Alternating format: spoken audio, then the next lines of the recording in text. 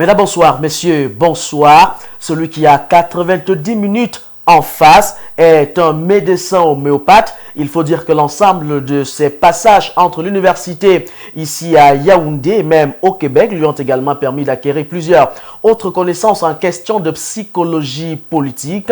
Son amour, en tout cas pour les plantes, lui ont certainement conduit à implémenter l'ensemble des hôpitaux exclusivement réservés aux personnes âgées au Cameroun. Sa passion pour la médecine holistique également lui donne l'opportunité d'implémenter au sein de l'écosystème sanitaire de notre pays cette réalité qui semble en tout cas bien marcher. Il fait partie de ceux-là qui valorisent et même qui participent à la promotion de la santé holistique dans notre pays. Et avec lui, on parlera justement des enjeux autour de cet écosystème. Vous l'aurez très bien constaté. Le docteur Clément Petsoko est celui qui aura 90 minutes en face pour nous parler justement de la santé intégrative dans un écosystème bien connu dans notre pays. Il est d'ores et déjà installé avec nous dans ce studio et sur ce plateau, mesdames, messieurs. Bonsoir à toutes et à tous, docteur Clément Petsoko.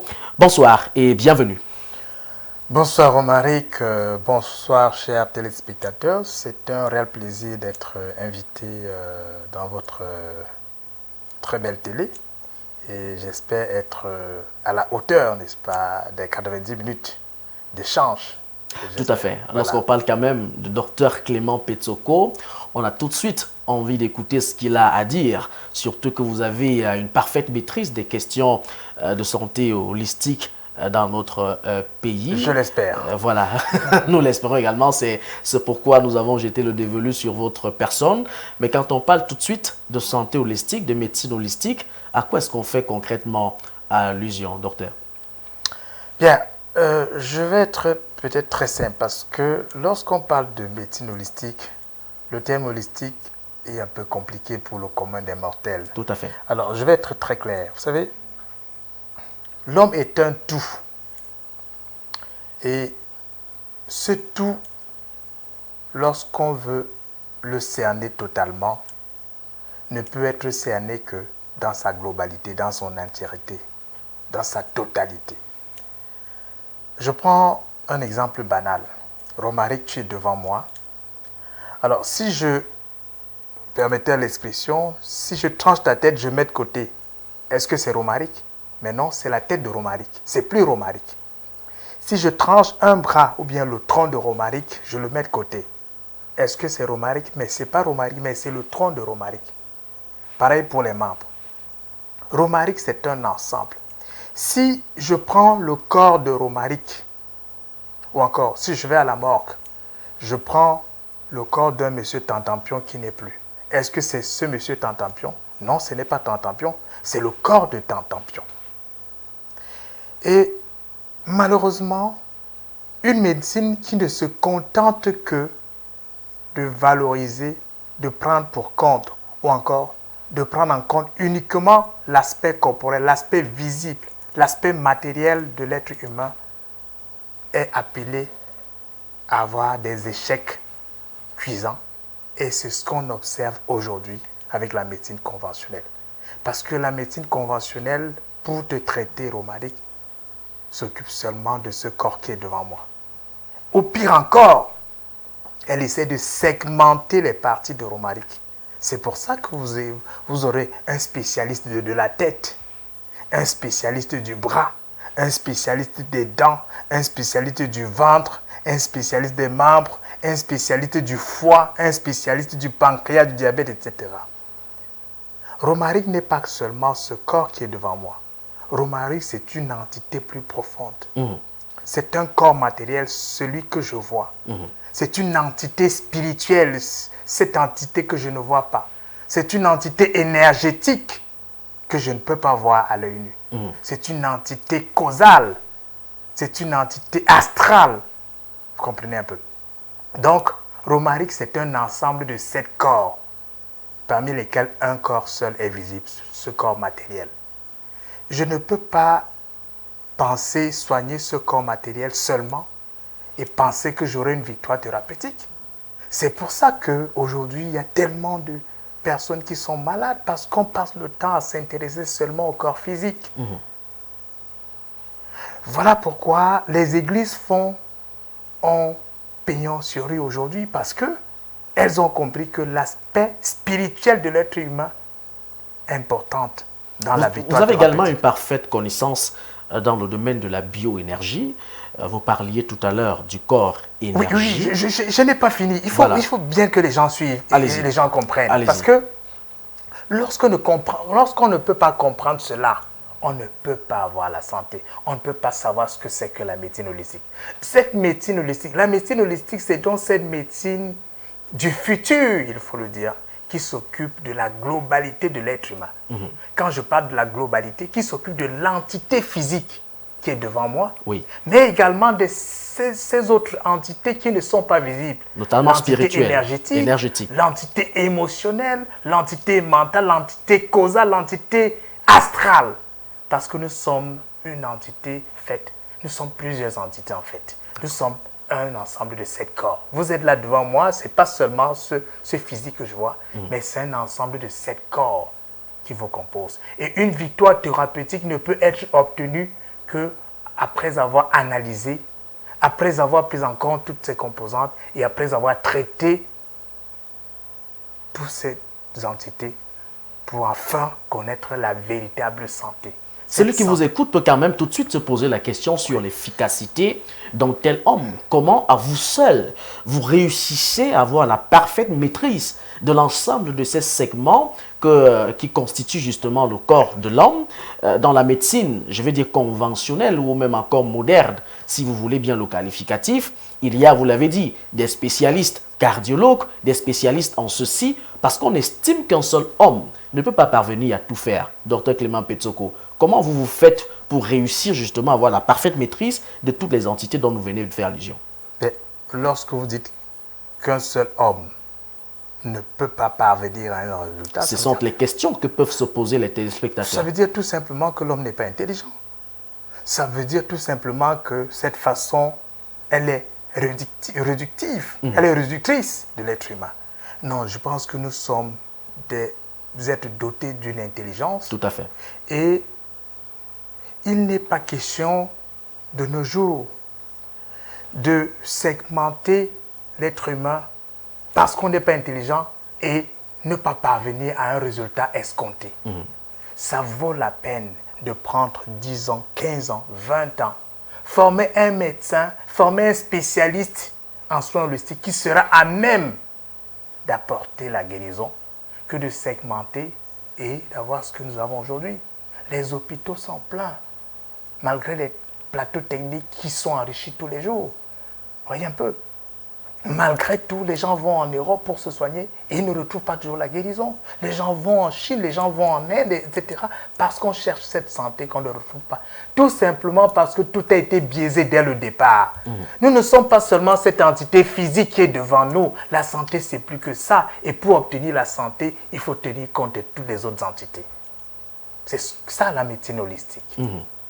Ça veut dire que c'est, en d'autres termes ou en français facile, la médecine générale qui prend soin du corps dans toute son entièreté, que ce soit le corps physique. La médecine générale, pas prise comme l'occidentale. L'occidentale, tout à fait. Parce que la médecine générale s'occupe seulement du corps physique. Oui. Voyez un peu. Et le diagnostic est physique avec des réactifs, avec des machines. Il y a des machines qui sont faites seulement pour étudier le corps physique. On parlera certainement des aspects techniques. Pourtant, le corps a été conçu oui. pour avoir tous les éléments nécessaires pour poser son propre diagnostic. Aujourd'hui, vous semblez donc nous dire qu'il y a urgence de participer à la promotion de la médecine holistique. Le pourquoi de sa promotion au détriment de l'autre que vous semblez ne pas justement être en accord ou en parfait accord, Dr Clément. Pourquoi aujourd'hui vous êtes au devant de la scène pour promouvoir la médecine holistique au Cameroun? Nous en sommes pratiquement obligés à cause des échecs. Ça a échoué de l'autre côté, d'accord. Puisque plus le temps passe, plus il y a des malades. Et de plus en plus, il y a des maladies qu'on dit incurables. Imaginez, depuis des années, on vous dit le diabète n'est pas guérissable, l'hypertension n'est pas guérissable, le cancer, etc. Et la panoplie des maladies ne font que croître. Mais est-ce que l'homme n'est pas aussi intelligent pour comprendre que si on pouvait analyser l'homme différemment, on pourrait justement diagnostiquer autre chose que ces pathologies-là et définir autrement une thérapie et aborder l'homme sous un autre angle et obtenir la guérison. Je m'explique. Celui qui a inventé le terme diabète, dès le départ, a pensé que le diabète ne devait jamais être guéri. Celui qui a dit que l'hypertension artérielle est une maladie, a dit comment l'hypertension devrait se manifester, a mis sur pied un certain nombre de thérapies, peut-être juste pour entretenir le patient, mais également, il a décrété qu'effectivement, c'est une maladie qui ne devrait pas être soignée.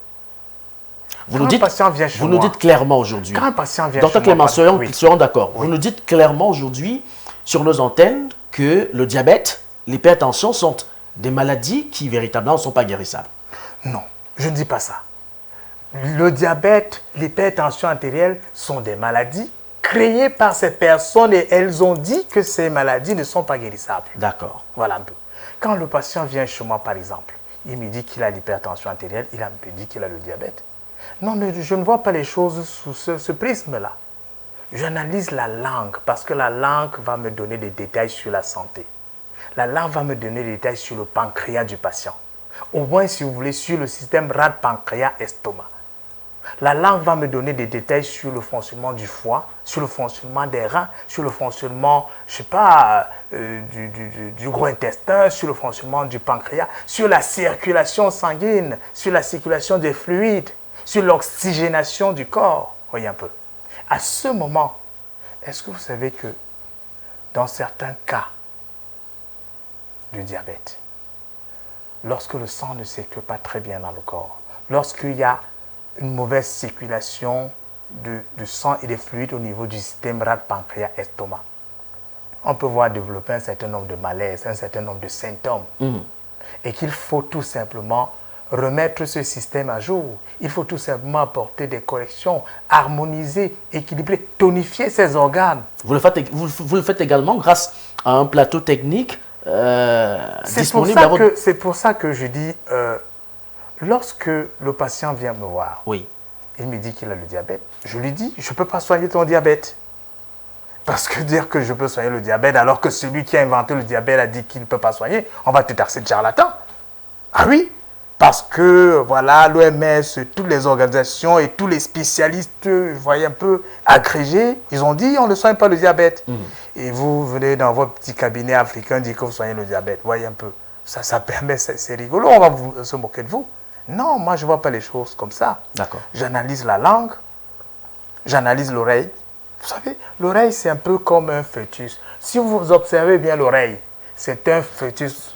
Tout à fait. Renversé. Et là, c'est la tête, les membres, la colonne vertébrale, les membres. Et il y a chaque point représentant un organe est dans l'oreille. Il y a des appareils spécifiques qui permettent de diagnostiquer les disharmonies au niveau des organes vitaux.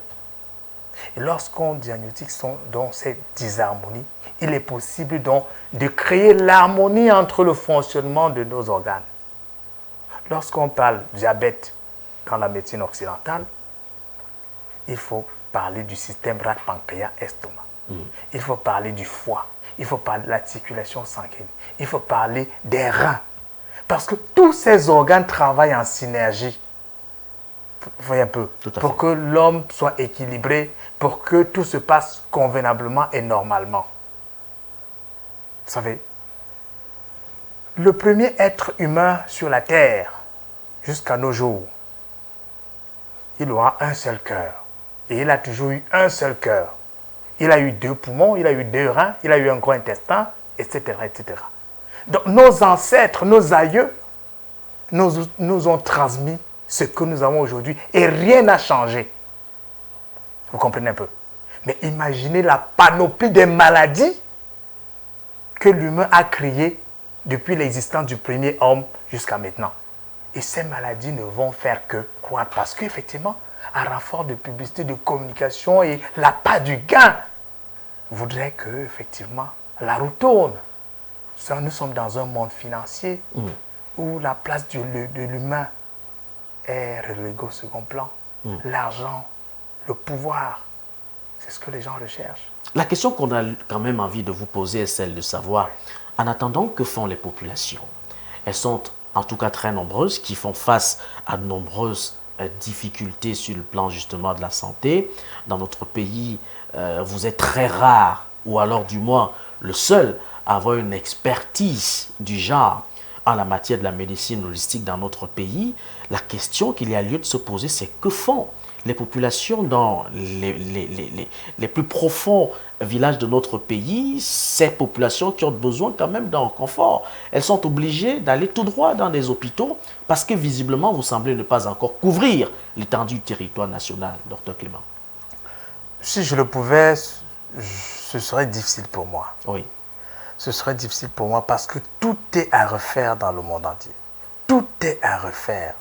Restons dans le cas du Cameroun. Oui. Dans le cas du Cameroun, justement, la première chose, c'est l'éducation, la sensibilisation en matière de santé. Pas en matière de médecine, mais en matière de santé.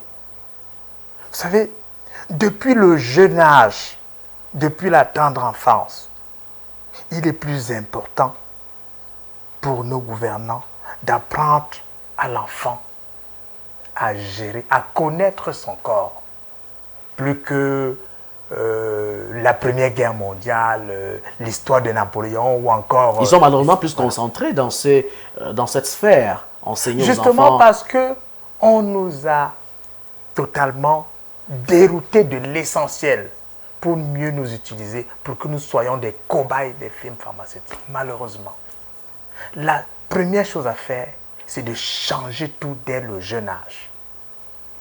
L'enfant devrait savoir que le plus important pour lui, dans un premier temps, c'est son alimentation. Ça devrait prendre ton aliment doit être ton médicament. Oui. Malheureusement, achète du citron même à la maison chez toi, tu mets à la maison, tu dis aux enfants de presser de boire du citron. Ils vont dire non, non, ils ne veulent pas.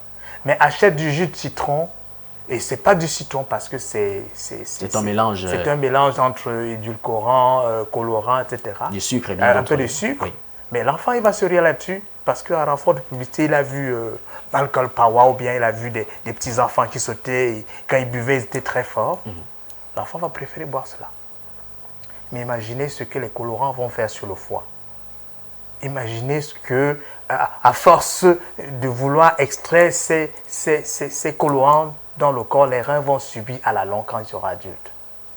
Pourtant, lorsque l'enfant sait déjà, depuis le jeune âge, que ces produits-là, c'est de la publicité, c'est pas bon pour toi. Le citron, ça vaut la peine de le prendre que de prendre un jus de citron. À qui la faute? Mais je sais pas, nous tous, nous le savons. Dites-nous. Non, moi je ne suis pas là pour indexer les gens, mais je suis là pour sensibiliser, pour ouvrir les yeux pour que vous puissiez comprendre. Combien de personnes aujourd'hui sont prêtes à acheter des oranges et les sucer? Non, très peu. Mais il faut voir partout là les jus d'orange, même pas presser les jus d'orange fabriqués partout dans les... Voyez un peu, qu'on vend à 500, 400 et tout. Parfois, on fait des campagnes de promotion, on vend 3 bouteilles à 1000 francs, etc. Ça attire beaucoup plus les gens. Lorsque la maman du quartier, elle te dit, elle te vend 3 oranges à 100 francs, tu trouves que c'est très cher. Tu discutes, tu veux prendre 4 oranges à 100 francs. Docteur Clément Betsoko, les mentalités, dans cette orange-là, sont faites ainsi. Vitamines. Oui, les mentalités sont faites pour nourrir le corps. Et cet aliment-là doit être notre premier médicament. Oui. Ça, c'est le premier pan, la sensibilisation dès le plus jeune âge. Il faut qu'on apprenne aux enfants non seulement à se connaître, mais à entretenir les organes vitaux. L'enfant doit savoir que dès le plus jeune âge, lorsqu'il a déjà 5 ans, qu'il doit tout faire pour savoir mieux respirer. Parce que le premier élément de la vie, c'est l'oxygène. Mais c'est peut-être quand vous avez 40 ans, 50 ans, quand vous commencez à respirer mal, que vous comprenez que vous avez besoin d'air pour vivre. Hein. Mais quand vous êtes tout jeune là, vous êtes pimpant, vous voilà, vous ne savez pas que l'oxygène c'est important. Parfois, on construit des maisons, on n'a même pas de fenêtres, voyez un peu. Et il y a des gaz, voilà, des odeurs partout et tout et tout. On se remplit de gaz carbonique et petit à petit, voilà nos cellules qui sont détruites. Et lorsqu'on a 50 ans, on a l'impression d'avoir 75 ans. Tout simplement parce qu'on a vécu dans un environnement pollué, où on n'avait pas une bonne air. Vous comprenez? Et les poumons ont été saturés, n'est-ce pas, de déchets, voilà, de l'environnement. Vous êtes certainement un messie Voilà. pour plusieurs personnes qui vous écoutent parce qu'elles sont nombreuses. Je veux dire, ces populations qui ont passé 60 années de leur vie sans toutefois écouter, par exemple, ce genre de propos. Aujourd'hui, le docteur Clément Petsoko, vous venez avec des idées nouvelles, vous venez avec de la science réelle, mais la question est celle de savoir qu'est-ce que vous faites. Le chantier, quand même, il est long pour défaire la mentalité des Camerounais. Par exemple, sur le plan de la consommation, il faut dire qu'ils sont plus adaptés à la consommation occidentale. Aujourd'hui, vous semblez ne pas être très d'accord, mais qu'est-ce que vous faites concrètement au quotidien pour amener les populations justement à épouser cette nouvelle donne qui pour vous semble être la meilleure? Vous savez, dans les années 2000, 2005, il faut dire que je suis l'un des pourfendeurs de la médecine naturelle au Cameroun, de la médecine alternative. Tout à fait. Ça nous a valu beaucoup d'inimitié. Tout à fait. Justement, si bien qu'à un moment donné, vous n'avez plus entendu parler du docteur Petsoko parce que j'avais senti beaucoup de menaces. Oui. Beaucoup de menaces de part et d'autre.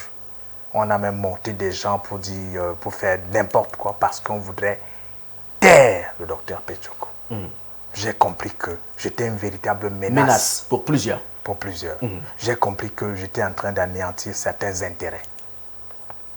Imaginez que je passe le temps à dire aux gens, voyez, pour un mal de tête, voyez un peu, si vous voulez éviter d'avoir mal de tête, entretenez votre côlon. Entretenez votre côlon. Chaque fois que vous avez mal à la tête, essayez de voir si vous n'êtes pas constipé. Essayez de voir si vous n'avez pas des évacuations incomplètes. Essayez de voir la qualité de votre digestion. Et si vous n'avez pas une bonne digestion, voyez-vous, faites tout pour avoir une bonne digestion. Ça, c'est d'un. Et de deux, si vous avez un papaye à la maison, de temps en temps, froissez les feuilles sèches de papaye que vous utilisez sous forme d'infusion et buvez. Vous allez voir ce qui va se passer. Imaginez que 30 millions de Camerounais adoptent cette formule et tout, et que une firme pharmaceutique qui vendait son produit pour le mal de tête en concurrent de milliards chaque année se rend compte que les chiffres ont baissé. Mais je n'ai plus envie, mon cher. C'est des gros intérêts qu'on menace là, et c'est pas bon. Et c'est pour ça que vous voyez que la médecine naturelle piétine, a piétiné pendant des années. Vous ne voulez pas mourir pour la bonne cause? Mourir pour la bonne cause lorsqu'on sait que le message va passer. Et lorsqu'on sait que le message passe.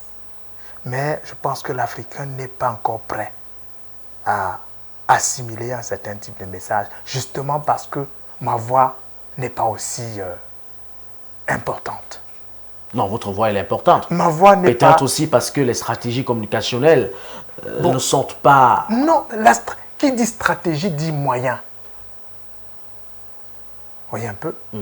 Je vous dis, c'est pas aussi facile que ça, Romaric. Si cette émission pouvait être suivie par 1 milliard de personnes dans le monde. Elle est suivie. Je vous dis, si elle pouvait être suivie par 1 milliard de personnes dans le monde, je vous jure que les satellites devaient être brouillés. Parce que ça attaque des gros intérêts. Vous comprenez? On ne blague pas avec certains intérêts. Ce que nous pouvons faire à notre niveau, parce que vous me dites, qu'est-ce que je fais? Ceux qui viennent vers moi, ceux qui veulent la bonne information, ceux qui veulent l'éducation sanitaire, ceux qui veulent entretenir les organes vitaux, ceux qui veulent une meilleure qualité de santé et des soins de santé, alors on est à leur disposition. Mais ceux qui veulent s'intéresser à la médecine, ben,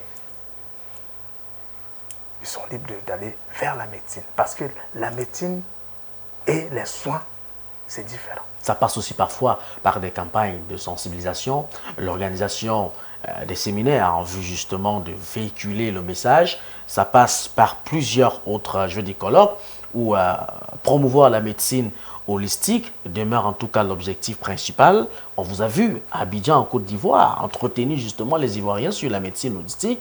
Ça peut davantage se faire dans votre pays, le Cameroun, docteur Clément Potsoko. Parce qu'il n'y a pas, au regard de ce que vous dites, lieu de vous poser la question, la place des politiques gouvernementales. On le fait. On le fait, on ne fait que faire ça. Mais seulement, on prend le risque de le faire, mais seulement l'Africain n'est pas encore à un stade où il va comprendre cela. Comprenez? Aujourd'hui, on parle de médecine traditionnelle. Heureusement, le président de la République a promulgué une loi sur la médecine. Aujourd'hui, la médecine traditionnelle, elle est officielle au Cameroun, elle est acceptée. Ça a été une longue lutte. Ça n'a pas été facile. Mais seulement, il faudrait qu'elle soit enseignée. Il faudrait qu'elle soit bien comprise. Il faudrait qu'elle soit acceptée, si vous voulez. Qu'on donne l'opportunité aux spécialistes de cette médecine-là de s'exprimer, de donner l'opportunité aux Camerounais d'acquérir ce savoir. Parce qu'aujourd'hui, on a un réveil, il faut le dire. La médecine naturelle est en train de se structurer. Tout à fait. Et la médecine holistique, justement, comprend la médecine ancestrale, la médecine par les plantes, la médecine énergétique, et même la médecine, un pan de la médecine moderne, parce que la médecine holistique englobe tout cela. Mais ce pan-là ne doit pas nuire à la santé. Nous sommes contre les drogues. Nous sommes contre tout produit qui, pour soigner, doit d'abord nuire ou encore doit détruire certaines parties du corps. Parce qu'il y a dans la nature une panoplie de produits, de merveilles qui peuvent changer la donne et augmenter l'espérance de vie de l'humain. Vous êtes d'ailleurs le pionnier, pour ne pas dire la figure emblématique, je dis la plus importante, ayant ainsi pensé qu'il fallait éduquer les populations ou les masses relativement à ces questions de médecine holistique. Nombreux ont emboîté le pas, mais qu'est-ce que vous faites? Est-ce que vous êtes en synergie? On dit dans nos coutumes, une seule main ne peut pas attacher tout un gros balai ou encore un plastique.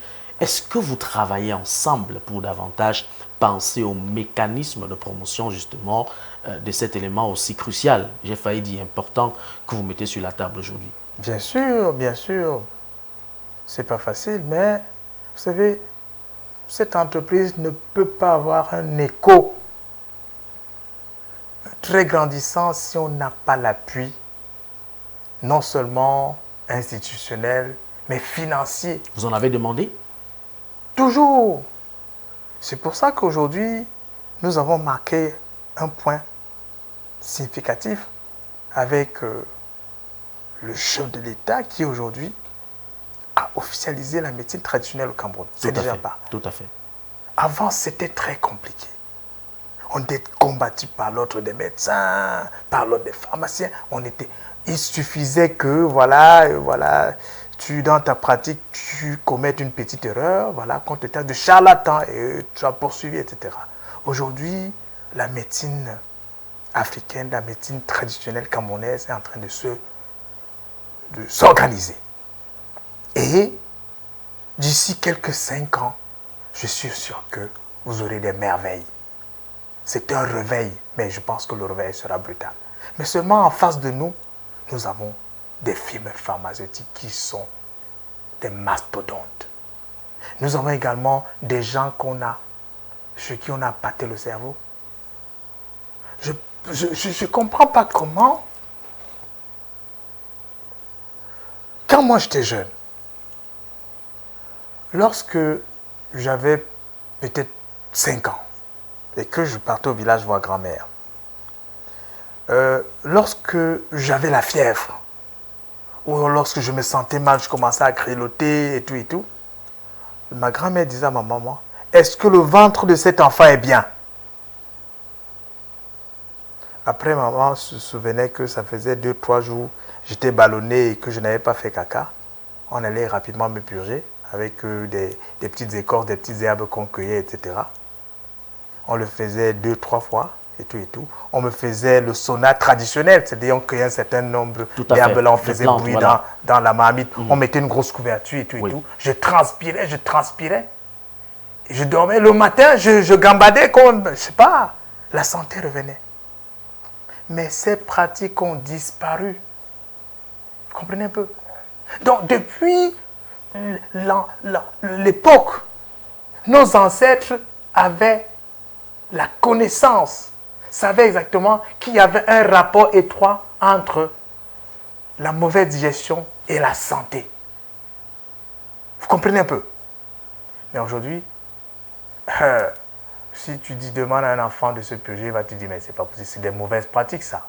Et il va même vous dire que le médecin interdit ça parce que ça détruit la flore intestinale, c'est pas bon, il ne faut pas le faire.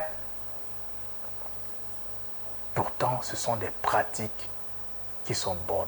Parce que la santé dépend d'abord de notre côlon.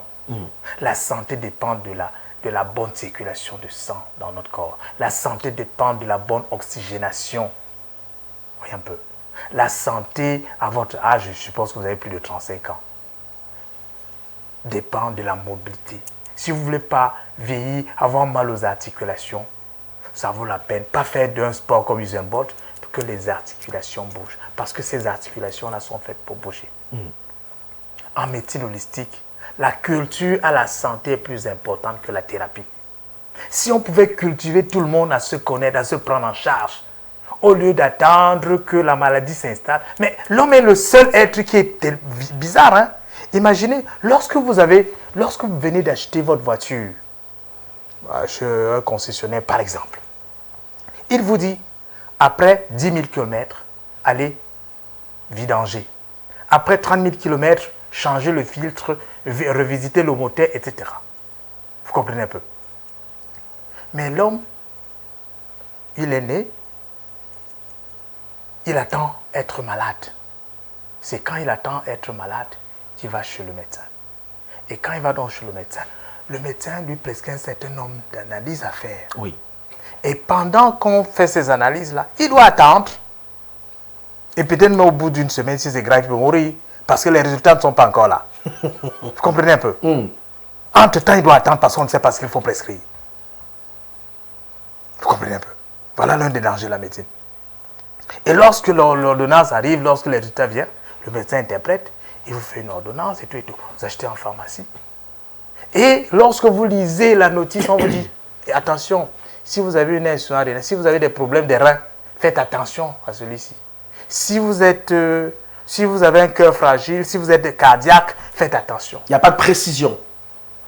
Vous comprenez? Non pas qu'il n'y a pas de précision, mais vous consommez des drogues qui, à un moment donné, peuvent affecter vos organes vitaux. Et c'est ce qui se passe le plus souvent. Et quand vous êtes à 50, 60 ans, vous commencez à avoir des problèmes de cœur. Vous pouvez avoir des problèmes des reins. Vous avez un foie foutu parce que vous avez passé le temps à prendre des drogues.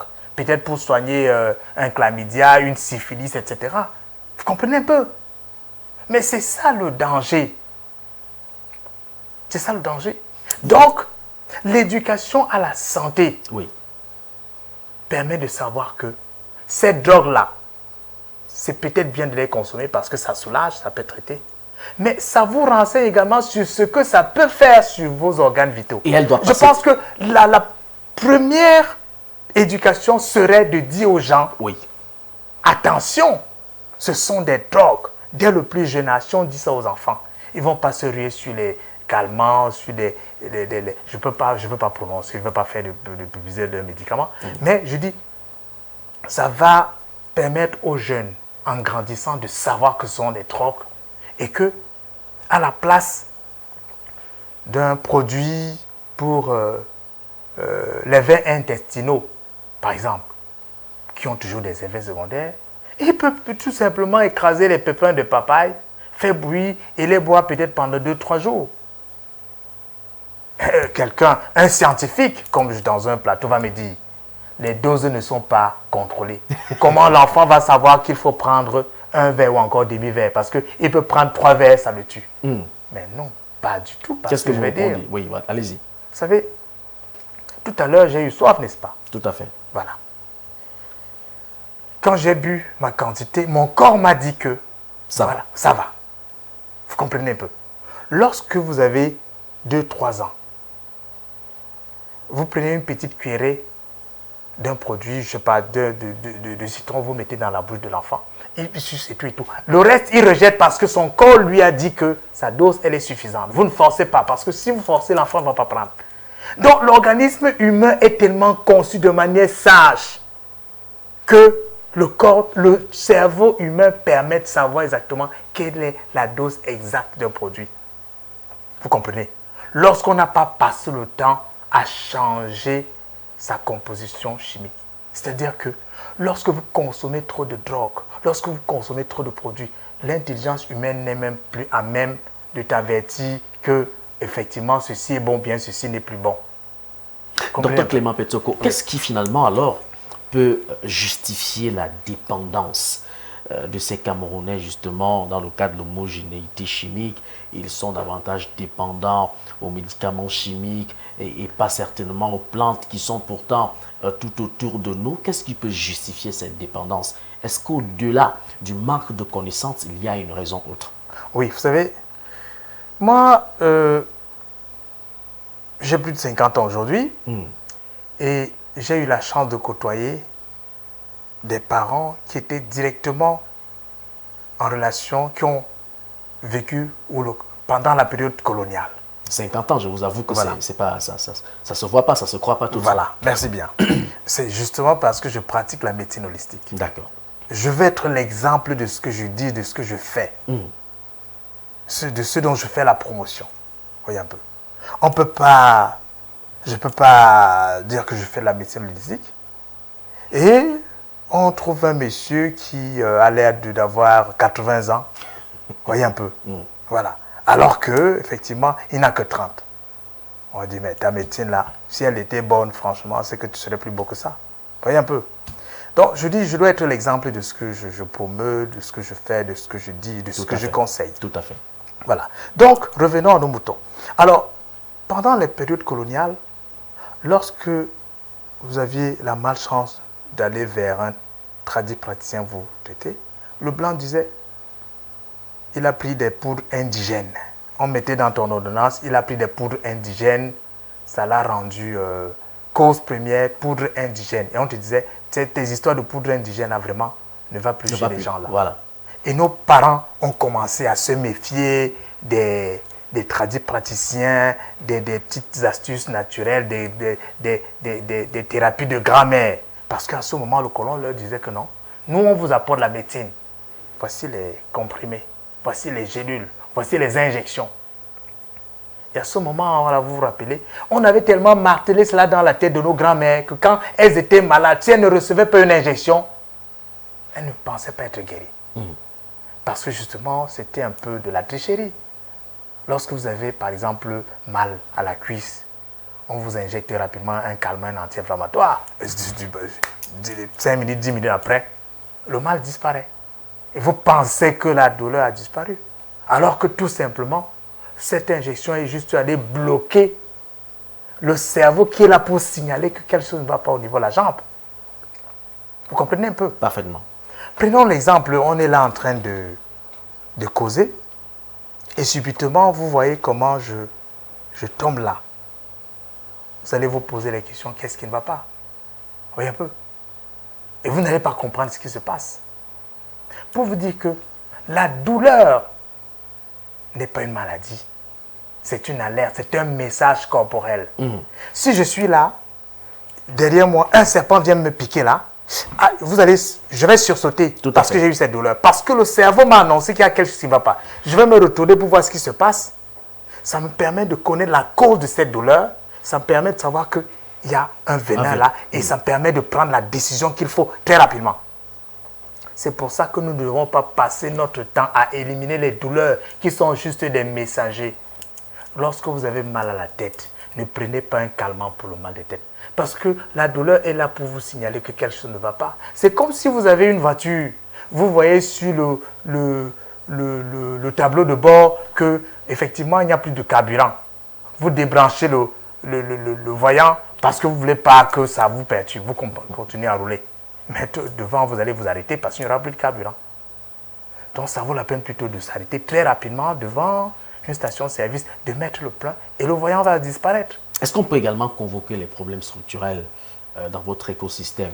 Quelle est la structuration justement que vous avez établie dans l'écosystème des pratiquants justement de cette médecine holistique? Et est-ce que cette structuration vous donne effectivement d'être compris par les populations? Vous savez, à un moment donné, les populations sont obligées de comprendre. Oui. On dit souvent, lorsque tu as été mordu par le serpent, comprenez un peu, dorénavant, tu as peur de 1000 pattes. Malheureusement, c'est ce qui arrive à des milliers de Camerounais, des milliers d'Africains, qui malheureusement s'en sortent avec des AVC, avec des cancers, avec des foies foutus, avec des reins déréglés, à cause de l'abus des drogues, à cause du mauvais diagnostic, à cause de la mauvaise médecine. Et à 60 ans, on est obligé de chercher ailleurs. Et c'est à ce moment qu'on vient nous voir. Vous comprenez un peu? La plupart des personnes qui se dirigent vers la médecine holistique, ce n'est pas parce qu'elles nous aiment, hein? Non, c'est parce que de l'autre côté, pendant des années, elles ont tout fait, ça n'a pas marché. C'est par dépit. C'est parce qu'elles ne savent plus quoi faire. Malheureusement ou heureusement, lorsqu'elles arrivent, le diagnostic, il est différent. La prise en charge, elle est différente. Savez-vous qu'on peut soigner sans médicaments du tout? On peut faire des soins qui sont uniquement là pour tonifier, pour harmoniser vos organes vitaux. Il y a des soins, voyez un peu, qui sont tout simplement là. Je vais vous donner un exemple. Allez-y. Il y a... j'ai reçu un papa un jour qui est venu. On avait diagnostiqué une boule au cerveau. On a dit un cancer du cerveau. Il avait une boule et tout et tout. Il avait plus de 112 ans. Le diagnostic Voilà. a été fait à l'hôpital ou Voilà. pas vous? Non, non, à l'hôpital. D'accord. Il vient. Il a un cancer du cerveau. Il y a une boule et que c'est un cancer. Il avait 110 ans, 112 ans, on lui a dit l'opération, elle est très délicate à son âge. Oui. Il ne savait pas quoi faire. Donc il avait très mal à la tête. Très mal à la tête. Il vient, j'observe sa langue, tout simplement. Je me rends compte au niveau de la langue qu'il y a une stagnation de sang au niveau du cerveau, parce que la langue donne tous ces détails. Tout ce que j'ai eu à faire, c'est de chauffer l'organisme à travers l'infrarouge et avec quelques séances d'acupuncture. Et au bout de 3 mois, je dis, bon, le mal de tête avait presque disparu. Il est allé, je dis, bon, vas-y voir ton médecin. Il est allé, on a fait le test, on est dit, mais ta boule a disparu, qu'est-ce qui s'est passé? On n'a rien compris. Tout simplement parce que j'avais permis au sang de circuler normalement dans le sang. Et déjà, la plupart des problèmes de santé sont liés à des stagnations d'énergie, à des stagnations de sang dans certaines parties du corps. La priorité devrait être mise sur la capacité du corps à favoriser une bonne circulation sanguine. Un défaut dans la circulation sanguine peut entraîner une panoplie de maladies. Et lorsque vous venez, lorsque je pose ce diagnostic, je fais tout simplement que le sang circule bien dans le corps. Quand toutes ces maladies vont disparaître, vous allez dire que je suis sorcier. C'est tout. La médecine n'est pas compliquée du tout. Mais on l'a compliquée au fil des années. Avec des maladies qui se... Vous voyez, tel chercheur vient, il invente son maladie, il lui donne son nom, ainsi de suite, ainsi de suite, ainsi de suite. Et vous voyez, quand vous venez, non, je ne tiens pas compte de ça, parce que parfois ça effraie.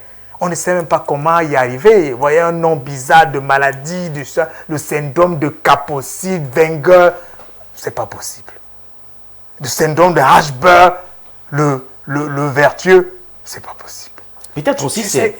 Tu vas commencer comment? Au regard, parlons un tout petit peu de l'aspect. Non, mais moi, je ne tiens pas compte de ça. Oui. Je pose mon diagnostic, Oui. j'analyse la langue, j'analyse l'oreille, je fais un diagnostic abdominal, Tout cela je demande fais un un coup. diagnostic de la plante des pieds, de l'abdomen, Oui. de la colonne vertébrale et de la plante des pieds. Docteur Clément Ça me donne Petiaco. des détails assez important sur le fonctionnement interne, de le fonctionnement de nos organes vitaux. Oui. Et je sais également où est-ce que je peux toucher pour que la santé revienne.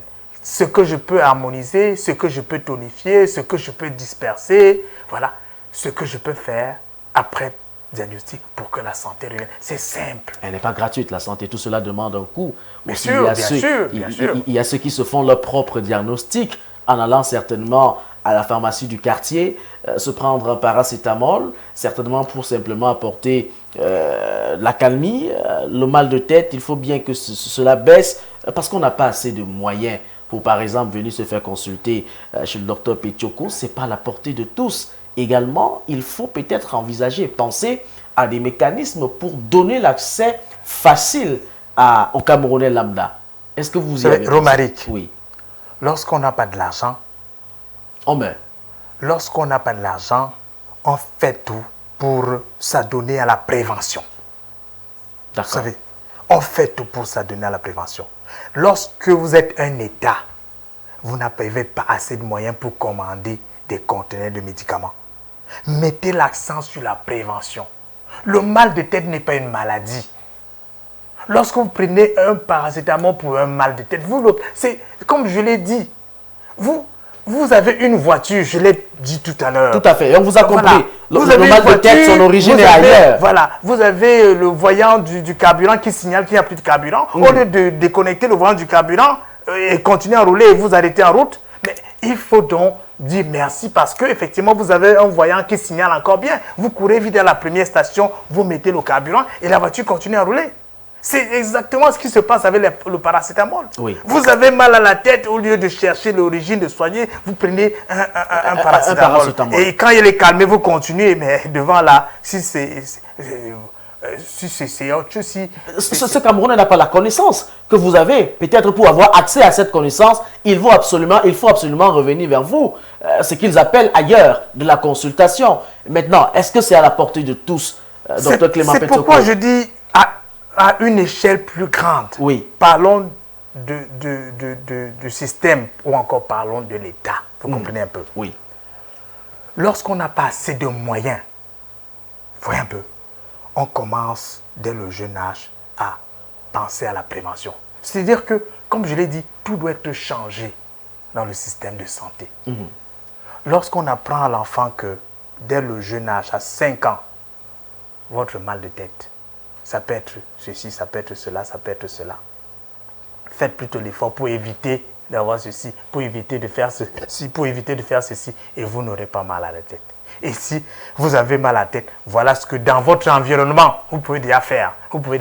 Parce que, vous savez, nos organes vitaux, il faut le dire, il y a un certain nombre d'aliments environnementaux, d'éléments environnementaux qui sont là pour nous soigner. Chaque environnement détient des secrets de notre santé. Tout à fait. Vous comprenez un peu?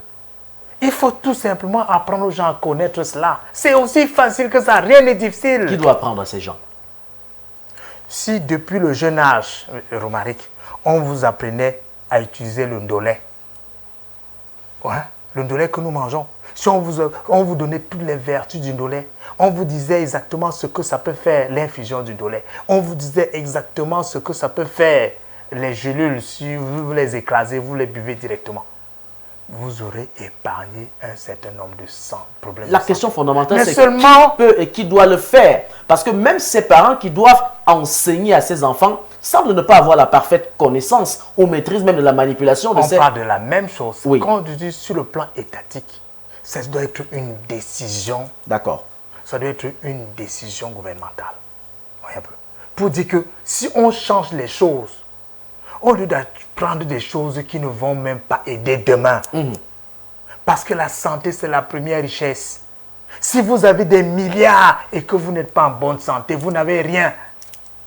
Donc autant mieux très tôt, dès le jeune âge, nous apprendre à nous prendre en charge, à savoir ce que c'est que la santé, à savoir comment la préserver, la sauvegarder, l'entretenir. Vous comprenez un peu? Et on nous apprend déjà autour de nous les facteurs curatifs naturels. Il y a des gens qui ont des papayers dans leur cour. Et à minuit, 1h du matin, lorsqu'ils ont des problèmes de diarrhée, lorsqu'ils ont des problèmes de constipation, lorsqu'ils ont des problèmes, je ne sais pas de quoi, machin truc, ils cherchent une pharmacie de garde à quelques 5-10 km et tout, prenant tous les risques. Alors qu'ils ont tout un paille qui est toute une pharmacie dans la cour. Vous ne voyez pas que c'est illogique? Non, commençons par la sensibilisation. Apprenons à nos concitoyens comment utiliser les facteurs curatifs naturels pour se soigner. Est-ce que ces propositions à votre niveau ont déjà été déposées à qui de droit? Je vous l'ai dit ici, le ministère de la Santé publique, certainement pour études. Est-ce que vous vous êtes rapproché des institutions gouvernementales pour faire montre effectivement l'ensemble de ces propositions que vous mettez sur la table des médias? Si oui, quelles ont été, je veux parler ici, comment est-ce que ces institutions ont réagi à l'endroit justement de ces propositions? Parce qu'à vous entendre, Dr Clément Petioko, on se dit tout de suite qu'on a tout à notre portée, mais le problème systémique dont vous faites allusion semble tout bloquer. Est-ce que vous êtes rapproché, par exemple, du ministère de la Santé publique et vous avez déposé sur la table de qui de droit ces propositions dont vous faites allusion aujourd'hui? Oui. Dans les années 2000, nous avons créé, je suis le fondateur de l'association des médecins homéopathes et naturopathes du Cameroun. Tout à fait. Nous avons dans ce cadre tenu plusieurs conférences, plusieurs colloques sur la médecine naturelle, sur les médecines alternatives. Et on a également fait des propositions au ministère. Nous avons, pendant le Covid, justement, fait des propositions au ministère de la Santé et nous continuons à le faire. Mais ce n'est pas facile. Le problème n'est pas aussi facile que ça. Vous n'êtes pas écouté. Disons que nous sommes écoutés, mais ce n'est pas aussi facile que ça. Qu'est-ce que vous attendez concrètement? Par exemple, des pouvoirs publics dont vous faisiez allusion tout à l'heure, je vais parler des politiques gouvernementales. Qu'est-ce que vous attendez concrètement? Par exemple, vous savez, organiser une conférence, par exemple, et inviter 500 000 personnes dans une salle pendant un colloque de 2, 3, 4 jours, ça nécessite beaucoup d'argent. Voyez un peu. Et rares sont les organismes internationaux qui peuvent financer la médecine traditionnelle, la médecine holistique, parce que ce n'est pas leur intérêt, c'est pas ça. Voyez un peu. Qu'est-ce qu'ils gagnent là derrière cela? Hein? Pourtant, si l'État pouvait nous aider à organiser très souvent ce genre de rencontres, ou encore promouvoir ceux des spécialistes en soins holistiques ou encore en soins de santé traditionnels, qui peuvent sensibiliser, qui peuvent éduquer, qui peuvent informer, qui peuvent transmettre ces connaissances-là. Mais je vous dis, il y a des connaissances ancestrales qui peuvent changer la donne. Tout à fait. Il y a des petits trucs, il y a des petites associations de produits qui peuvent anéantir la plupart des cancers en quelques mois, en quelques semaines. Mais je dis, il y a des connaissances. L'Afrique sait, l'Afrique a du savoir, du répondant. Mais seulement, on manque de cadre. Et parfois, c'est tellement simple qu'on les ridiculise. Mais c'est seulement le patient, lorsqu'il consomme, lorsqu'il prend cela, au bout de 2, 3, 4 mois, j'allais même dire au bout de 2, 3, 5 semaines, qu'il constate que mais c'est pas possible, cette histoire a changé. Cette histoire a changé. Mais quand il va voir le médecin, il refait le test, on dit, mais qu'est-ce que tu as pris? Il dit, mais ma grand-mère m'a donné, j'ai mélangé. Non, ça ne peut pas être ça. Donc, en tout cas, refais le test après 2 mois encore pour voir, parce qu'on ne croit pas. Et il n'a plus d'argent parce qu'il ne va pas perpétuellement faire des tests. Il est guéri, il se sent bien et il va au quartier, il est bien. Voyez un peu. C'est un peu ça. Donc, chacun vit sa réalité. Chacun vit sa réalité et il n'est pas là, celui qui a vécu sa réalité. Par exemple, lorsque vous avez eu un cancer de la prostate et que, à la suite d'un diagnostic holistique et d'un suivi holistique, vous avez recouvert la guérison. Vous n'allez pas aller partout dans les plateaux de télévision pour dire que, bon, voilà, j'ai soigné ma prostate. Oh, personne ne va me croire. On va dire que, bon, voilà, on t'a acheté pour le dire. Voyez un peu. Et quand bien même tu vas le dire, on va dire, ben attendez, si sur 1000 cancers de la prostate, il y a seulement un qui est soigné à travers la médecine naturelle, les 900 autres, qu'est-ce qu'ils vont faire? Voyez un peu. Alors, je le disais tout à l'heure, vous êtes le promoteur de ces hôpitaux consacrés Aux personnes âgées. Exclusivement. Vous êtes également le promoteur du Centre international du bien-être. Peut-être la question est celle de savoir, est-ce que les problèmes qui trouvent solution, certainement grâce à votre expertise au quotidien, les populations qui répondent davantage présent à l'appel certainement de cette exigence, est-ce que vous avez l'impression que ceux-ci quand même veulent avoir accès à cette médecine holistique, ou alors ils sont de plus en plus réfractaires? Comment est-ce qu'ils se comportent au quotidien? Ça, c'est peut-être aussi pour convoquer votre casquette. Je parlais ici de spécialistes en matière de psychologie politique. Bien. Vous savez, je l'ai dit à l'entame de mon propos, c'est lorsque ces personnes, la plupart des patients sont dos au mur. Oui, qu'ils font recours à vous. Qu'elles font recours, ces personnes-là, à nous. Donc, on ne vient pas vers nous parce que on a le choix. Parce qu'on n'a plus de choix. D'accord. Quand ça nous a dépassé, comme Voilà. on dit au quartier. Quand ça a dépassé, ils ne savent plus quoi faire. Bon, il dit, ok, il y a quelqu'un là qui de temps en temps intervient à la télé, il est éloquent, allons-y quand même voir. Mais quand ils arrivent, après 1, 2, 3, 4 jours de traitement, ils sont émerveillés. Ils se demandent où ils ont été pendant des années. Ils se demandent ce qu'ils faisaient de l'autre côté. Et je leur dis toujours, c'est toujours bien d'expérimenter autre chose avant de connaître la médecine holistique. Parce que quand vous commencez par la médecine holistique, vous ne saurez pas ce que c'est que la santé. Lorsque vous avez déjà trimé pendant longtemps, bousillé le corps, et que quand vous revenez, on régénère, voyez un peu, tous vos organes vitaux. On retape votre corps. À ce moment, vous vivez la santé, vous connaissez la santé, vous touchez du doigt ce que c'est que la santé. À ce moment-là, vous saurez désormais quelle est la différence entre la santé, voyez un peu, durable, la santé naturelle, la santé vécue, et un semblant de santé basé sur la prise incessante des drogues. Parce que quand vous êtes obligé de marcher avec les cachets, de marcher avec les comprimés, de marcher avec les piqûres, de marcher avec ceci, et lorsque vous ne les prenez pas, vous sentez que vous-même, ça ne va pas. Ce n'est pas la santé. Vous comprenez, ce n'est pas la santé. Non, avec la médecine holistique, on vit autre chose. On vit une santé durable. Parce que comme je le dis, la santé, c'est l'entretien de nos organes vitaux. C'est la santé du cœur. Parce que quel que soit l'être humain qui est aujourd'hui et dans 1000 ans, dès lors qu'on va parler d'un humain, il aura un cœur. Comprenez un peu. Tout à fait. Mais sur ce cœur-là, l'Occident va développer encore plus de 100 maladies. Demain, on va vous dire qu'il y a le syndrome cardiaque de Céline et Gorbatchev, quelque chose comme ça là. Et après-demain, on va dire qu'il y a le syndrome de l'hépatite X de Nicolas. D'accord. Vous comprenez un peu. À vous entendre. Pourtant, le foie, il n'a pas changé, il ne changera pas. Oui. Vous comprenez? Oui. Et l'entretien du foie, l'analyse du foie permet de savoir qu'il est déficient. Vous l'avez déjà dit en d'autres termes, Dr. Voilà. Clément Betsoko. Au regard du temps qui nous est accordé, on va aller en profondeur.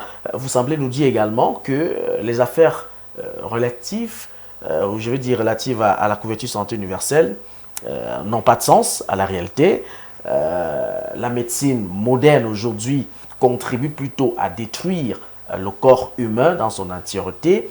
La question est celle de savoir, l'honorable Roland Ngoïsi, qui a justement fait passer une loi à l'Assemblée nationale, elle bataille d'ailleurs pour faire passer cette loi depuis 2020, est-ce que vous avez eu des séances de travaux avec elle, certainement, pour comprendre le pourquoi, je veux parler de cette proposition de loi, qu'est-ce qu'elle pense effectivement de la médecine holistique, dont également elle vante dans sa circonscription. Est-ce que vous avez essayé de travailler main dans la main si les ministères de la Santé, les pouvoirs publics ne répondent pas favorablement à vos demandes?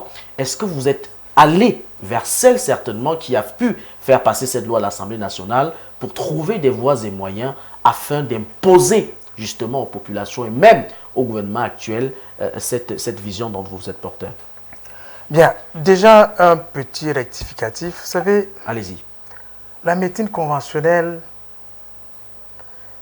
elle a fait ce qu'elle a fait. Oui. Elle va continuer à faire ce qu'elle est en train de faire. Oui. Et elle aura toujours des adeptes. Il y a des gens qui préfèrent avoir une santé boiteuse, avoir une santé tatillonne, basée sur les médicaments, basée sur les drogues. Vous comprenez un peu? Il y a des personnes qui préfèrent cela. Non, et la majorité préfère cela. Peut-être parce qu'elles n'ont pas de choix, ces personnes. Et on fait tout pour qu'elles n'aient pas le choix, justement. Mais lorsque vous avez une si on présente quelque chose de plus meilleur, comme je le dis, une opportunité plus meilleure, je pense que ces populations peuvent la saisir. Et pour présenter donc quelque chose de meilleur, il faudrait que ça commence à la base, dès le jeune âge, dès 5 ans. À savoir quelle est la différence entre la santé et la médecine. Vous comprenez un peu? Maintenant, par rapport à cette confrère, je vous le dis, on ne se connaît pas. J'ai entendu parler de ses travaux, de ses batailles et justement, je la félicite d'ailleurs parce que ce n'est pas facile. Mais je pense que lorsque petit à petit les esprits vont se réveiller, les choses vont changer. Et comme vous l'avez dit, un seul doigt ne peut pas attacher un balai. Voyez un peu, elle est engagée et nous autres également, on est engagés dans cette voie et nous prions le Seigneur. On est à l'ère du verseau où les choses sont en train de changer et je pense que petit à petit, et c'est notre souhait que les gens comprennent.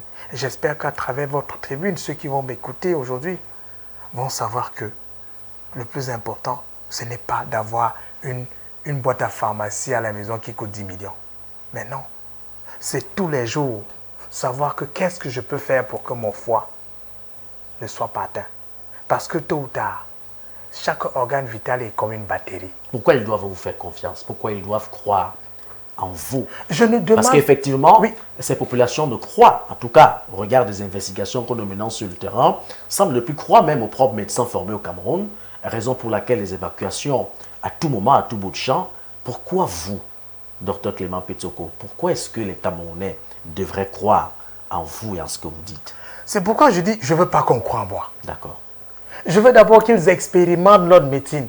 Quand ils ne pourront plus rien, ils seront obligés de venir. Ils seront obligés à ce moment. Donc, s'ils ont encore la chance d'avoir des organes vitaux qu'on peut encore relever, qu'on peut encore tonifier, ils comprendront ce que c'est que la santé. Je prie seulement pour eux qu'il ne soit pas trop tard quand ils viendront. C'est tout. Je ne veux pas qu'on croie en moi parce que c'est une triste réalité, mais c'est la réalité. La santé, c'est d'abord la prévention. La prévention ne veut pas dire que aller faire des bilans de santé tout le temps. Non. La prévention, c'est d'abord, d'être propre. Vous comprenez? D'être propre, veiller à la propreté intérieure, extérieure et surtout intérieure. Vous comprenez un peu? Faire des cures de désintoxication du foie. Boire de l'eau convenablement pour épurer les reins. Respirer l'oxygène pur. Vous comprenez un peu? Parce que la clim, etc., c'est également cause de maladie. L'air pur, elle est bonne pour la santé.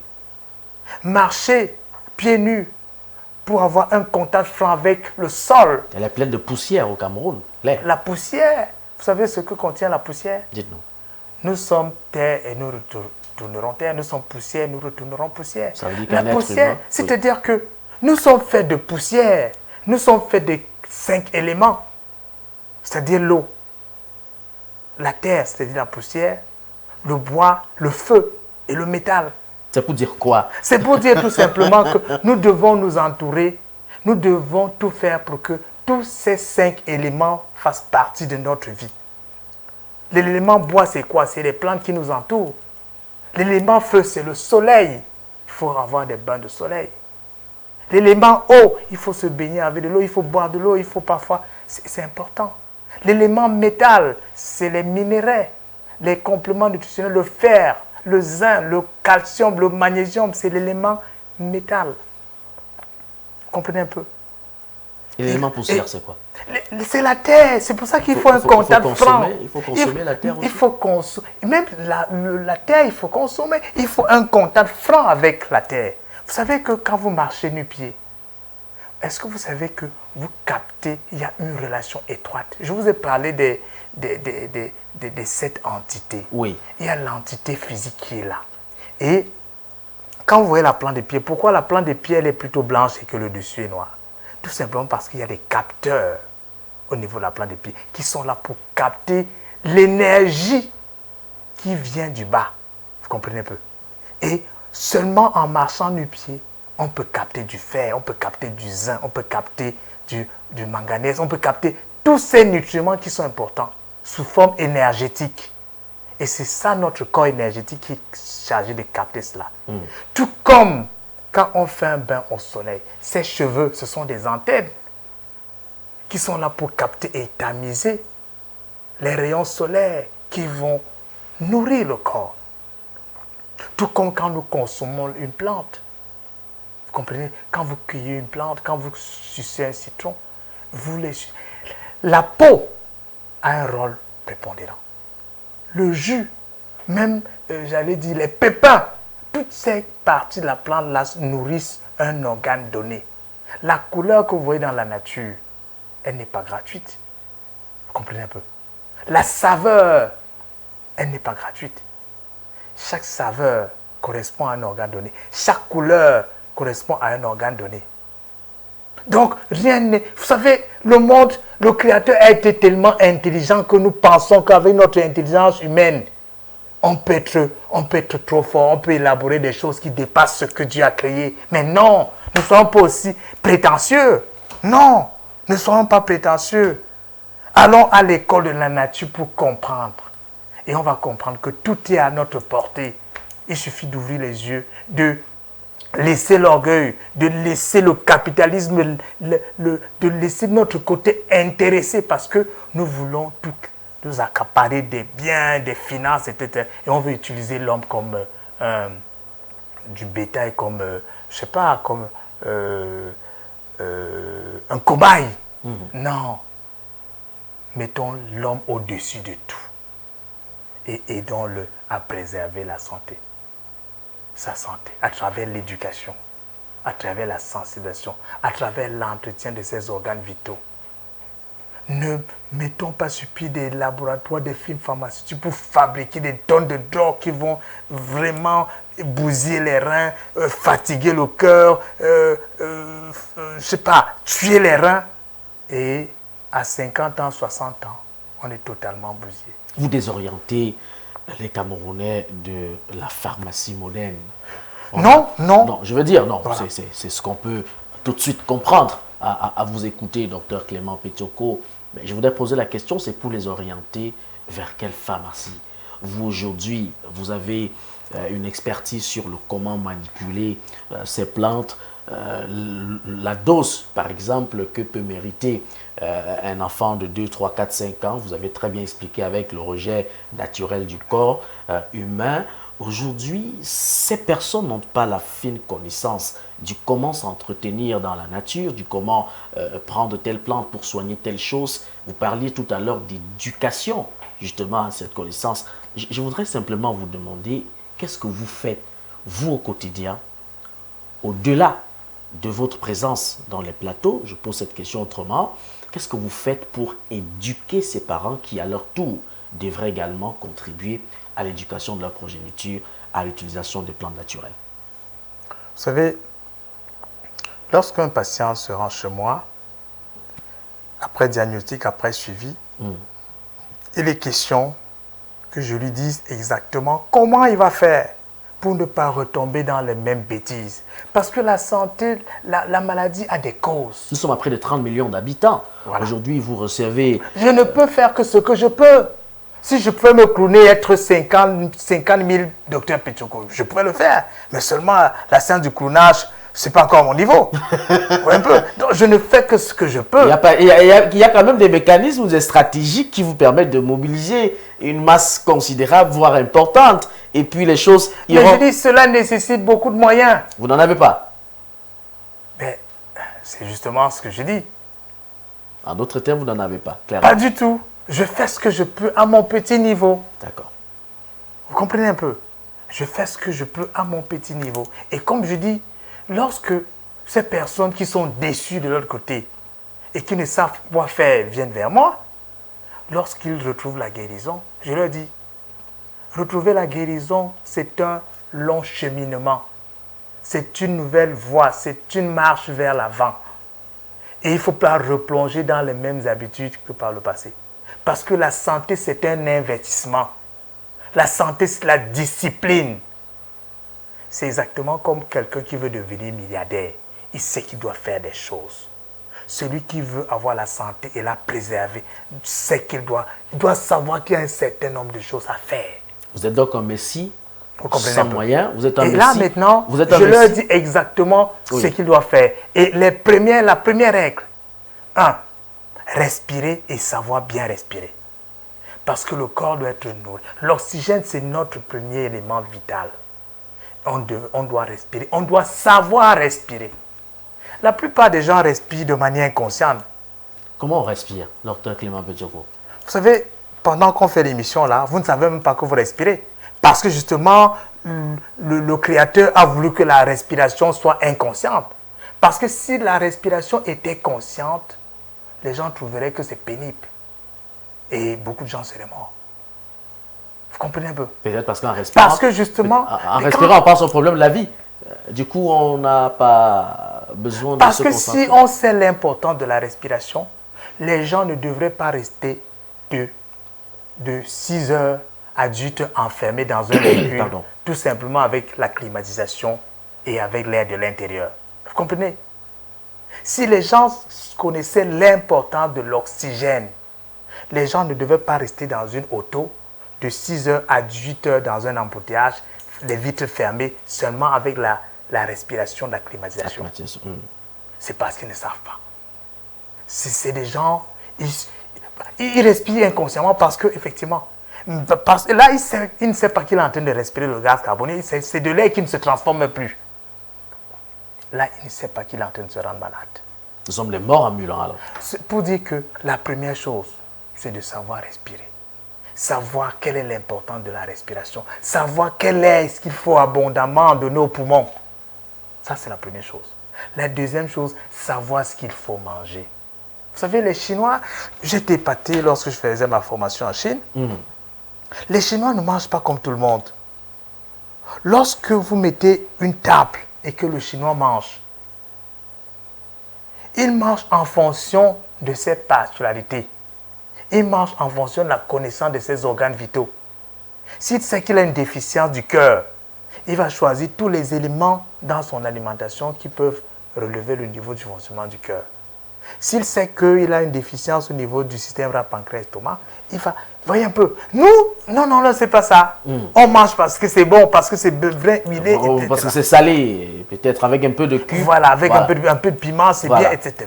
Non, mais on devrait manger, voilà. de manière... nos repas devraient être personnalisés, c'est-à-dire en fonction de la connaissance intime de nos organes vitaux, de ce que nous sommes. Même les couleurs, même les saveurs, tout ceci doit être savamment choisi pour être en bonne santé. Donc il y a la bonne respiration, la bonne alimentation, la bonne gestion des émotions. Parce que tout à l'heure, j'ai parlé du corps émotionnel. Est-ce que vous savez que beaucoup de gens ne sont pas malades physiquement, mais tout simplement parce qu'une information a touché son corps émotionnel et là, le corps ne répond plus. Imaginez qu'on soit en pleine émission là et on est tous détendus et que vous aimez follement votre chien, votre bulldog et qu'on vous annonce là que votre bulldog il est sorti et tout et on l'a assassiné. Tout de suite, je vais sentir qu'il y a quelque chose qui ne va pas en vous. Vous allez tout faire pour être zen et tout, mais il y a quelque chose qui va traduire que Romaric n'est plus lui-même. Parce que l'information a touché votre corps émotionnel. Vous comprenez? Et ça, c'est un petit exemple. Il y a des gens qui, de par leur corps émotionnel, ont subi les affres du stress. Vous comprenez? Ont vécu des situations de déplaisir dans la société. Vous voyez un peu? Ont vécu des situations d'inadaptation sociale, si bien que le corps émotionnel a été vraiment atteint. Et quand le corps émotionnel est atteint, ça va impacter sur certains organes. Et si ces émotions ont entraîné la colère, vous allez constater que le monsieur va commencer à développer des maladies du foie. Et si ces émotions vous ont amené à réfléchir tous les jours, vous allez constater que le monsieur a des problèmes d'estomac. Et si vous avez constaté que ces émotions ont entraîné une peur, vous allez comprendre que cela a entraîné des dégâts au niveau des reins. Et comment s'en sortir dans ce cas sans toutefois convoquer ici ces médicaments dont vous dénoncez ce soir? Comment s'en sortir sans justement prendre ou faire les médicaments ne peuvent pas soigner les médicaments ne peuvent pas soigner les émotions. Oui. Au contraire, on va vous bourrer de drogue, on va vous affaiblir, on va vous anéantir, vous allez devenir lent. Qu'est-ce qu'il y a lieu de faire dans ce cas? Mais consultez un spécialiste en médecine holistique, en soins holistiques, qui va analyser votre corps émotionnel et savoir quelle est la portée, n'est-ce pas, du stress sur le corps émotionnel. Il va soigner votre entité émotionnelle et le corps va retrouver la santé. Vous comprenez un peu?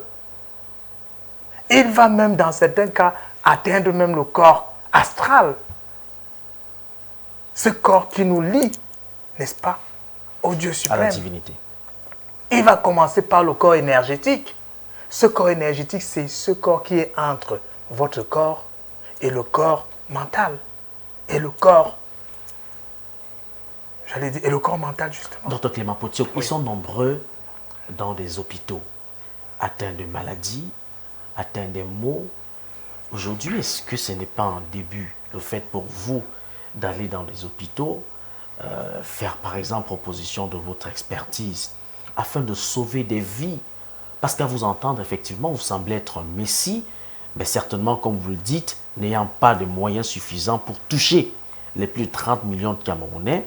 Une autre manière également de faire parler, je veux dire, cette médecine holistique, c'est d'aller dans les hôpitaux. Les prophètes, les pasteurs le font, aller prier pour des malades. Mais vous, peut-être, faire partager ou partager votre expertise, apporter du soutien à ces malades dans des lits d'hôpitaux, au sud des lits d'hôpitaux, je voulais dire, et que les choses aillent davantage de bouche en oreille, question d'informer plus d'un Camerounais qui seront également curieux de comprendre et de savoir ce que c'est la médecine holistique. Vous savez, est-ce que vous le faites? Un proverbe de chez moi dit que le chien est fort dans son environnement. Vous comprenez un peu? Ici, il s'agit de la vie des Camerounais. Le chien est fort dans son environnement. Il s'agit de la vie des Camerounais. Il s'agit de la vie des Camerounais, mais il s'agit aussi de ma dignité, de mon honneur et de l'acceptation de mon acceptation par les autres. Quand on vient vers moi... Lorsque ça marche, on vous accepte. Lorsque vous venez vers moi, je sais que on ne donne quelque chose à quelqu'un que lorsqu'il en a besoin. Vous comprenez un peu? Ils en ont besoin. Et en médecine holistique, pourquoi ils sont couchés dans des hôpitaux. Ils veulent se coucher dans les hôpitaux. Parce qu'ils n'ont pas l'information. Non, mais ils n'ont pas l'information parce qu'ils n'ont pas voulu avoir l'information. Qui veut peut. Qui veut peut. Et en médecine holistique, on nous dit, vous ne découvrez que ce que vous cherchez. Vous n'obtenez que ce que vous cherchez. Non, non. Ce ne sont pas des experts en médecine. Ce sont des patients qui veulent quand même de la santé. Lorsque vous êtes malade, la seule chose qui vous intéresse, c'est de retrouver la guérison, peu importe les moyens. Il n'y a pas lieu d'aller fouiller dans les bouquins qui était Clément Potiok. Qu'est-ce qu'il dit? Il faut d'abord se rendre à l'hôpital. Maintenant, vous avez l'expertise, docteur Clément Potiok. Allez dans un hôpital, je veux dire des choses comme ça, l'hôpital central, faire montre de votre expertise, permettra à l'avenir à plusieurs patients de venir se faire consulter à votre niveau. Une étroite collaboration avec les patrons de ces établissements sanitaires également peut mettre en confiance ces patients qui à l'avenir peuvent quand même venir vers vous pour se faire soigner. Romaric, vous êtes un rêveur et nous avons justement besoin des rêveurs. Vous croyez que c'est du rêve? Nous avons besoin des rêveurs pour changer la donne. Malheureusement, le rêve, c'est la réalité. Vous comprenez un peu? Je ne suis pas là pour piétiner des intérêts. Vous comprenez un peu? Ce n'est pas aussi facile que ça. C'est pour ça que je dis, celui qui veut la santé et il veut expérimenter une santé durable, doit la chercher. Ce n'est pas au médecin d'aller vers le patient. C'est au patient de savoir que, effectivement, ce médecin peut l'aider. Et quand il va, le médecin a autorité pour lui dire ce qu'il a dit. Et lorsqu'il va suivre ses préceptes, ses conseils, lorsqu'il va me prendre pour son guide. Parce que le spécialiste en médecine holistique, ce n'est pas seulement ce thérapeute-là qui vous suit pendant 1, 2, 3 mois et c'est fini. C'est votre guide pour toute la vie. Parce qu'il n'est pas seulement là pour soigner la maladie, mais il est là pour prévoir, pour prévenir, pour vous guider, pour montrer la bonne voie. Celui qui a mal au ventre, voilà. Celui qui a un mal de tête, docteur Clément Petioko, comment il fait en tant que malade pour savoir que j'ai un problème de ventre? Comment il fait lorsqu'il va chez le médecin à l'hôpital, le médecin qui lui-même n'a pas une certaine connaissance absolue, j'ai failli dire aiguë, de la médecine, que ce soit traditionnelle ou même encore moderne, tout de suite lui prescrit des efferalgan sans publicité. Mais par contre, avec la présence du docteur Clément Petioko, qui peut dire à ce docteur, mais attendez mon cher, voilà ce qu'il faut pour ce patient. Vous avez tout dit, Romaric. Vous savez, tout à l'heure, vous avez dit, avec le docteur Petioko, actuellement, il y a des milliers de Camerounais qui, à la veille du 8 mars, sont dans des bars, en train de boire des tonnes de bière. Il y a une infime quantité qui, par coup de chance, ou encore parce qu'ils veulent fouiller, ils sont en train de zapper là, ils tombent sur votre chaîne, ils vont écouter le message. Comme on dit, on n'obtient que ce qu'on cherche. Tout à fait. Ils ont cherché. Et ils ont trouvé. Ils ont trouvé. Ils ont reçu le message et ils seront désormais ce que c'est la médecine holistique. Vous demandez à plusieurs Camerounais d'appliquer ce principe divin. Frappe, on t'ouvrira. Absolument. Cherche et tu trouveras. Si le Dieu l'a dit, qui suis-je pour dire le contraire? Alors, docteur Petioko, concrètement, où est-ce qu'on peut vous retrouver, par exemple, au Cameroun? Vous êtes appelé à travers le monde entier pour apporter votre expertise à l'ensemble de ces personnes qui souffrent dans leur chair, dans leur âme. Mais pour ceux qui sont, par exemple, au Cameroun, où est-ce qu'ils peuvent facilement avoir accès à vous? Romaric, merci pour la perche que vous me tendez, mais ce serait trop facile, un peu, pour les Camerounais de dire trouver le docteur Petioko ici, trouver le docteur Petioko là-bas. Qui veut la santé doit chercher. Et il faut un peu de sacrifice pour avoir ce qui est bon. Ils diront que vous êtes inaccessible. Donc, ils doivent chercher. Ils diront que vous êtes inaccessible. Lorsqu'ils vont me chercher, ils vont me retrouver. Il faut qu'ils se sacrifient. Ils me cherchent partout. Ils finiront par me trouver. Docteur Petioko, voilà. Un malade qui veut la santé doit encore vous chercher. Bien sûr, parce que la santé ne s'obtient pas sans un minimum de sacrifice. Le Messie est allé vers les malades. Mais je ne suis pas un Messie. Je ne suis pas un Messie, malheureusement. Je suis tout simplement quelqu'un qui a expérimenté quelque chose et qui apporte le fruit de cette expérimentation vers ses semblables. À eux de faire ce sacrifice minimum pour savoir qui est, voyez un peu, celui-là, et venir vers moi et c'est avec des bras ouverts que je vais les recevoir. On vous dit merci. C'était un réel plaisir, Romaric. Merci pour l'invitation. Merci infiniment, mesdames, messieurs. C'était donc l'expert en la matière de médecine holistique au Cameroun. Brillant parcours de toutes les façons, vous l'avez très bien compris. Les maladies dont nous souffrons, les causes profondes ne sont pas certainement celles présentées ailleurs. Il faut donc fouiller, il faut frapper, il faut chercher pour finir par trouver. Le docteur Clément Petioko est donc notre invité dans le cadre de cette émission Entretien de 90 minutes en face. Je suis très certain que 90 minutes n'ont pas suffi pour justement creuser les profondeurs de cet écosystème. Néanmoins, il nous sera encore, en tout cas, présent dans ce studio dans le cadre d'une autre émission et d'une autre édition. Portez-vous bien. À dimanche prochain. Très bonne fin de soirée à toutes et à tous.